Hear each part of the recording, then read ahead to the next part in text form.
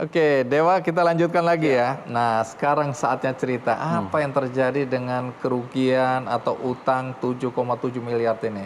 Iya, jadi memang tadi ya, semangat bisnis yang menggebu-gebu waktu muda itu kan akhirnya segala macam yang potensinya ngasilin duit itu disikat gitu. Nah sampai iya kan, sampai pada suatu ketika tuh ada kawan gitu kan nawarin, wah ini ada peluang usaha gitu kan, di mana peluang usaha ini udah ada demand-nya, permintaannya. Ya, nah, cuman kita lagi kekurangan uang gitu kan. Nah, antum ini kan, kamu ini kan orangnya kayaknya jaringannya banyak, sering diundang waktu itu kan, juga punya usaha juga gitu kan. Kayaknya kamu bantu deh gitu kan. Nih hitungannya kayak gini. Pas dilihat, oke, masuk akal, dicek nih. Ternyata pas saya join bulan April kalau salah, April saya join, bulan ke September itu cuma berapa bulan jalan, ternyata itu penipuan, investasi bodong. Astaga. Nah, saya tahu setelah berapa bulan jalan. Uangnya dibawa lari? Uangnya dibawa lari. Nah, pas kejadian itu, itu yang nyeseknya tadi. Nah, 2 minggu setelah nikah. Oh iya. Iya. 2 minggu setelah nikah kejadian. Wah, apa namanya? Aduh, padahal mertua lagi bangga-bangganya mau menantu ini. Tahu-tahu menantu kena investasi bodong. Nah, terus bagaimana menyelamatkan ini semua? Orang-orang yang 645 orang ini awalnya tuh kan ya baik-baik lah, semua kan percaya sama Dewa gitu, sama kamu gitu kan.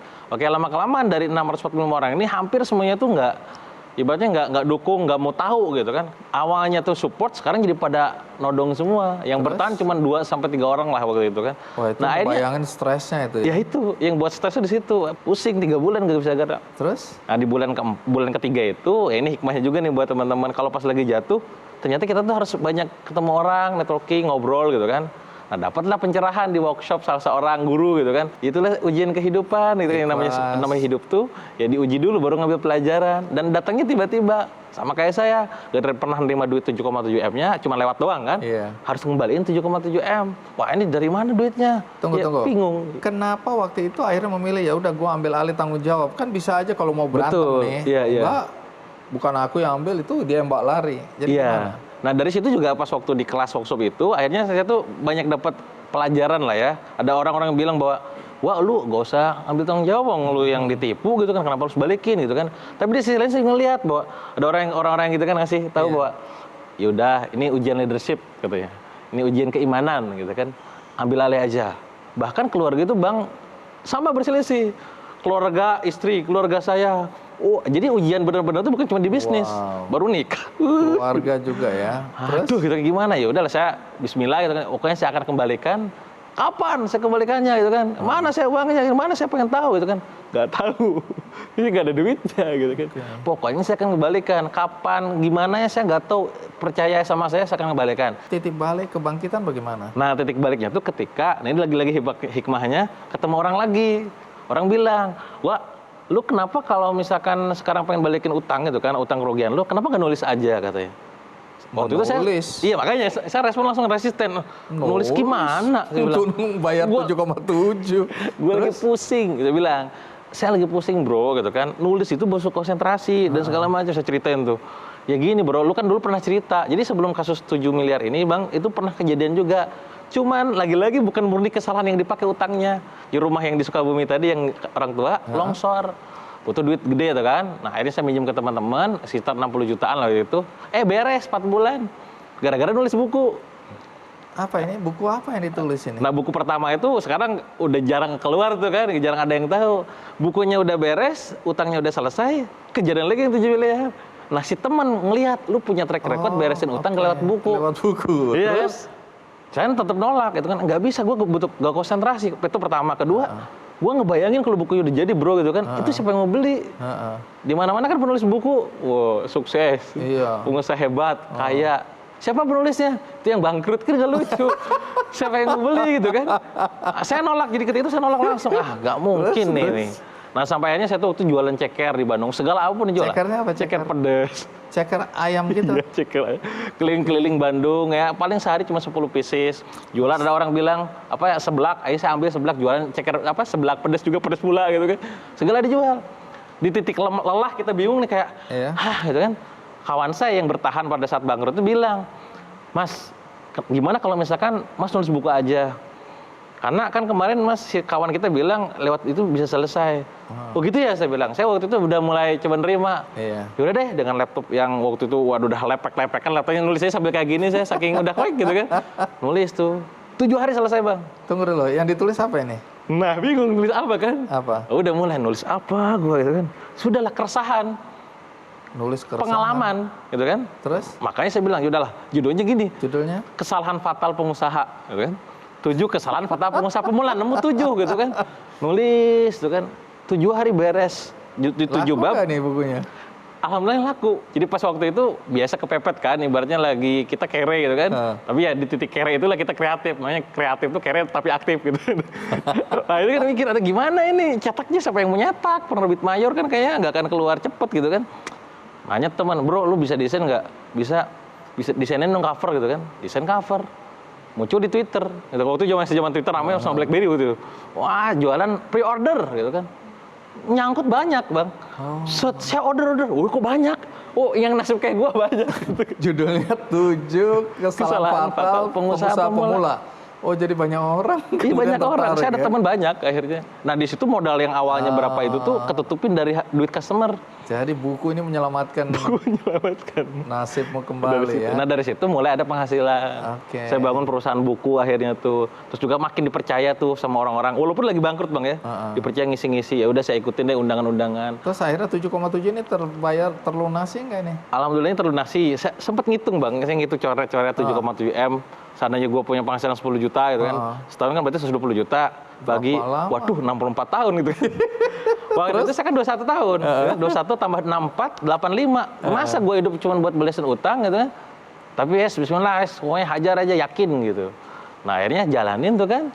Didiskon sama Allah tuh kan 5 tahun beres. 5 tahun. Tapi sebelum beres, ada kejadian lagi yang lemes, bikin lemes gitu. Apa itu? Sakit. Oh yang tadi. Dan itu sakit dengan risiko tinggi sekali ya. Penyakitnya apa?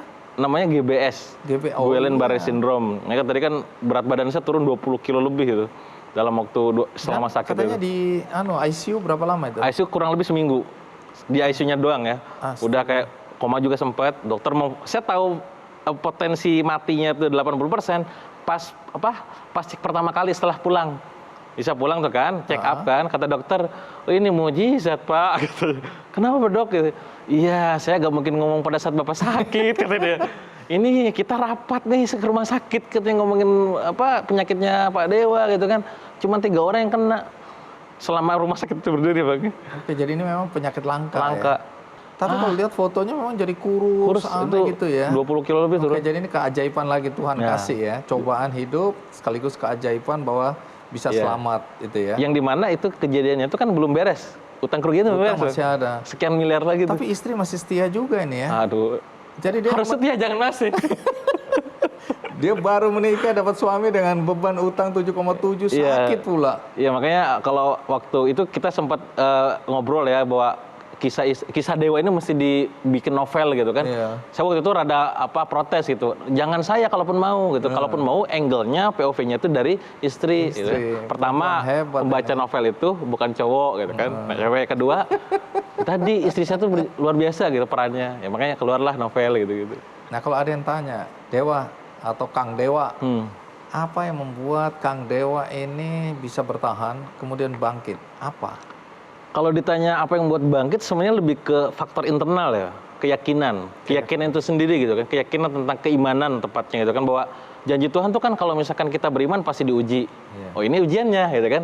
Tenang, kalau misalkan sekarang masa sulit, nanti ada masa baik gitu kan, masa enak. Ya udah tunggu aja masa enaknya gitu. Oh tenang, kamu gak akan diuji kalau misalkan kamu gak bisa beresin. Oh tenang gitu kan. Itu keyakinan yang buat saya, yowes, bismillah bertahan. Tidak akan diuji melampaui kemampuannya. Oke, ya keyakinan itulah yang akhirnya buat saya, itu jadi semakin kita bertahan, semakin kita bakal menang gitu kan. Justru saat nanti gitu. Kamu punya kegiatan sosial ini ya? Sosial sebenarnya kalau saya sendiri kalau di campaign di sosial media tuh seringkali bikin quote and quote ya bahwa ayo lu kudu sedekah brutal. Apa? Bahasanya itu sedekah brutal. Sedekah brutal apa itu sedekah brutal? Ya lu sedekah pertama sesering mungkin. Kedua sebesar mungkin. Oh brutal itu. Iya. Ketiga sampai lu keluarinnya deg-degan lah gitu kan. Itu brutal gitu kan. Nah ada yang mendasari saya kenapa begitu. Tadi waktu sakit bang. Jadi pas waktu sakit itu ada episode saya tuh kayak ngalamin kayaknya ini apalagi sih hidup segala macam. Ya udahlah bikin kebaikan sebanyak mungkin. Bikin legacy, makanya sekarang saya lagi bangun pondok juga gitu kan. Ada royalti juga saya udah gak ambil buat charity gitu. Ya lebih hikmahnya dalam pas waktu sakit sih tepatnya. Tentu kita tidak berharap semua orang melalui masa-masa sulit seperti kamu ya, harus sakit dulu, harus punya utang sampai miliaran, enggak. Tetapi kalaupun ada orang yang jatuh, yang sedang berusaha bangkit, ya, apa nasihatmu? Ya sebenarnya kalau misalkan kita pengen sukses, katakanlah semua orang pengen sukses, semua orang pengen bermanfaat gitu kan, ada sebuah pola yang bisa kita ambil. Polanya adalah bahwa semua orang hebat pasti akan melalui ini. Kalau Kang, gua berarti harus ngelewatin dulu dong. Nah, bukan berarti begitu juga. Orang sukses, gitu kan, orang pintar belajar dari kesalahannya sendiri. Orang cerdas belajar di pengalaman orang lain. Ketika teman-teman sekarang nonton Kick Andy gitu kan, oh dia juga ya dapat. Nah itu pelajari gitu. Gak harus mengalami sendiri. Gak harus ngalami. Dan yang namanya hidup pasti ada ujiannya. Itu konsekuensi hidup, gitu kan. Kalau misalkan kita kok kayaknya gak mau diuji gitu kan, gue usah hidup. Ini seriusan, gitu kan. Maka yaudah kalau kayak pemukiman hebat, terima setiap ujiannya satu paket, rezekinya satu paket. Tapi kita harus imani bahwa ujian itu pasti ujungnya akan indah, betul. Iya, mendewasakan. Lebih baik. Oke, thank you Dewa ya. Aku hari ini belajar dan aku yakin juga pasti yang nonton acara ini juga belajar dari apa yang terjadi dalam hidupmu ya. Tidak harus mengalami, tapi bisa belajar dari apa yang kita obrolin ini nanti. Oke, terima kasih. Dan di akhir acara ini, aku ingin bagi bukumu. Waduh. Coba cerita tentang buku ini, apa pesan moral apa yang mau disampaikan melalui buku judulnya Melawan Kemustahilan. Iya, jadi pada saat saya nulis buku itu, tepatnya setelah sakit yang waktu GBS itu, pada saat udah beres tuh, apa yang bisa saya kasih dalam ke teman-teman gitu kan, ya lewat buku ini gitu kan. Intinya adalah ketika kita jatuh, ketika kita gagal gitu kan, teman boleh hilang. Harta boleh hilang, itu kan semua pekerjaan boleh habis. Satu yang nggak boleh hilang. Apa itu? Keimanan kita sama Tuhan. Oke, jadi ini layak dibagikan dong ya. Silakan. Tenang, ada 2 buku yang akan saya bagikan. Jadi ada 10 buku sih. Ini dari Tommy Wong tadi, judulnya Think, sebuah kisah kehidupan mencari arti kebaikan. Ya, ini 10 bisa Anda dapatkan dengan cara yang sama dengan bukunya Dewa. Caranya bagaimana? Mudah saja, yaitu mengikuti kuis di Twitter Kick Andy Show. Kemudian yang kedua caranya mudah juga, yaitu melalui undian di website kickandy.com. Dan bagi Anda yang tadi kelewatan mengikuti acara ini atau topik ini dari awal, jangan khawatir juga, karena Anda masih bisa mengikuti tayangan ini dari awal melalui metrotvnews.com. Juga ada cuplikannya di YouTube Kick Andy Show.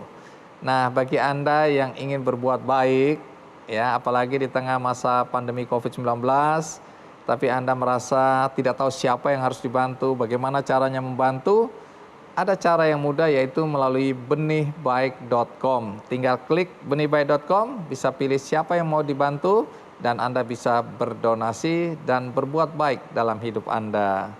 Akhir kata, saya berharap topik kali ini bisa memberikan inspirasi bagi Anda. Apapun cobaan hidup, harus tetap kuat, bangkit, dan sukses. Sampai jumpa.